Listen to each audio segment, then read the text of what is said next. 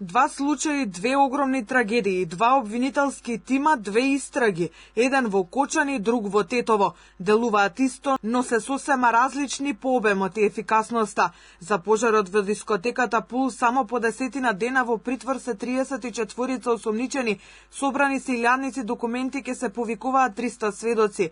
Пред неполни 4 години по пожарот во модуларната болница со месеци се чекаше кој воопшто ќе седне на обвинителна клупа. За Кочани истрагата се врати со години наназад, кој во целиот период дозволил магазин за лесна индустрија со лажен документ, така наречен проект, да стигне да биде дискотека која ќе примаше 150 гости.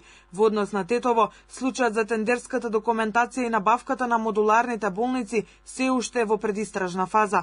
За случајот со Кочанското кабаре, веднаш знаеме дека причината е пиротехниката. За модуларната чекавме долг период за да се утврди дека причината за пожарот бил само еден обичен проложен кабел. Кочани и 34 осомничени допрва ќе патуваат на суд, додека за Тетово има една пресуда само за тројца која падна на апелација. Голема разлика има и во однос на власта кон случаите тогаш и сега. И сите знаеме дека државата не градеше со одобренија за градба, статики, локацијски услови како што се градат сите болници. Овде имаме времени модуларни контејнери и за нив имате премопродавање, немате употребна дозвола. Што треба, сите да се посипаме со пепел или со бензин и да се запалиме? Секаде има согласно стандардите луѓе кои што ги одржуваат. Најпрво мора да има кривична одговорност за сите до еден инволвирани. Без разлика кој од која институција е, на кое ниво, од која партија, од која професија и така натаму до последниот.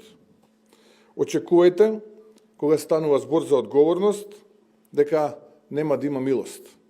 Ке мора да има одговорност со име и презиме. Не е само споредбата со Тетово. Во очите на граѓаните целосно фалични беа истрагите за автобуските несреќи кај Ласкарци и таа во Бугарија со автобусот на Бесатранс, во кој загинаа 60 луѓе. Како и истрагата за Тетово, така и овие две завршија површно. За главни виновници беа посочени шоферите. За Дурмот Турс има пресуда, односно возачот доби највисока казна од 14 години затвор.